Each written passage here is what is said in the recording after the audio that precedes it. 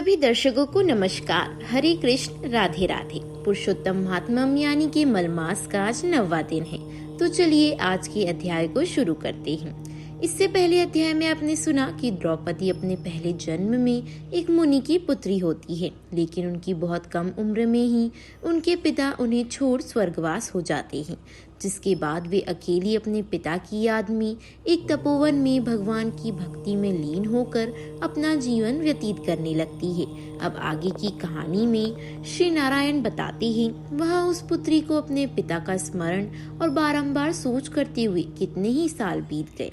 युद्ध से पिछड़ी हुई मृगी के समान शून्य घर में बैठी, नेत्रों से आंसुओं को ढलकाती, श्वास पर श्वास रोके हुए, जैसे अत्यंत दीन हो वह किसी तरह जीवन यापन करती थी कि अनेक तीर्थों के जल से भीगी जटाओं से भूषित मुनि को आते देख कुमारी ने मुनि के चरणों में नमस्कार किया।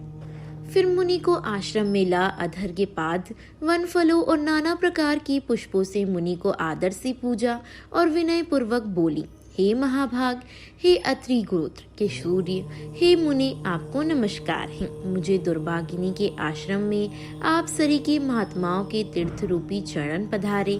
मैं धन्य हूँ जो चरणों की रज स्पर्श कर मेरा जन्म सफल हो गया। ऐसे कब उनके सम्मुख चुप बैठ गई। तब दुर्वासा मुनि कुछ हंसकर बोले, हे पुत्री, तूने पितृकुल का उद्धार किया। ये मेधावी ऋषि के श्रेष्ठ तप का ही फल है।